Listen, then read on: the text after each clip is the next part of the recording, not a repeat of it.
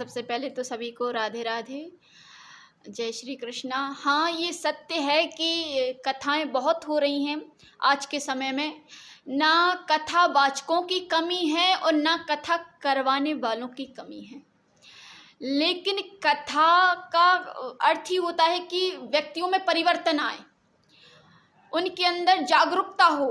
लेकिन कथा होती हुई भी परिवर्तन क्यों नहीं आ रहा, इसका मेन कारण ये है कि देखिए, यही प्रश्न एक बार किसी संत से पूछा, एक साबुन बनाने वाले व्यक्ति ने, कि बताइए आप इतनी कथाएं कर रहे हैं लेकिन कथाओं का मतलब क्या। तो उन संत ने उस साबुन बनाने वाले से कहा कि देखिए, आपका काम है साबुन बनाना, ठीक है, आप साबुन बनाते हैं, लेकिन वो देखिए कितना, वो बच्चा है, उसके कितने मैले कपड़े हैं। तो आपके साबुन की होती हुई उस बच्चे कितने मैले कपड़े। तो साबुन बनाने वाले ने कहा कि अरे, जब वो बच्चा साबुन लगाएगा, उसका प्रयोग करेगा कपड़ों को धुलने के लिए, तभी तो उस बच्चे के कपड़े साफ होंगे।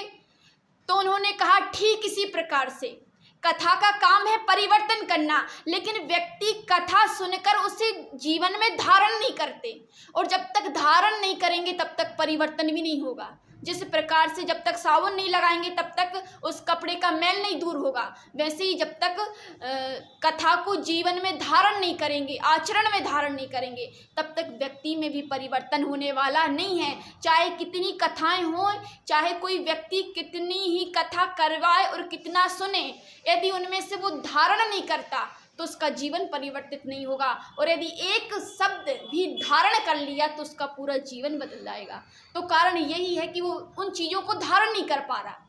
कथाएं हो रही हैं, कृष्ण कथा है, राम कथा है, नंदा पुराण है, सब पुराण, इस पे क्या कहेंगी? क्या सभी एक हैं कि सभी अलग अलग हैं? देखिए, अब आपने बहुत अच्छा प्रश्न किया कि सभी एक हैं कि अलग अलग हैं।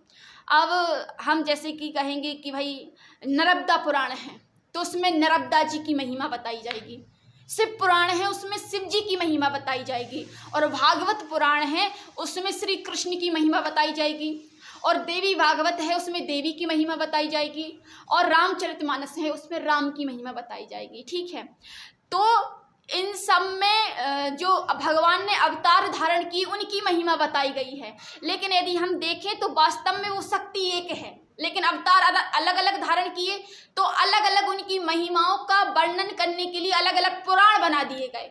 ठीक है, तो वो शक्ति एक है। चाहे वो नर्मदा पुराण में नर्मदा जी की महिमा वर्णन की गई है, लेकिन वो शक्ति एक है। चाहे कुछ कहें, पुराण अलग अलग वर्णन अवश्य किया गया है, लेकिन सारे पुराण में जिसका वर्णन किया गया है वो शक्ति एक है, लेकिन अलग अलग रूपों का वर्णन किया गया है।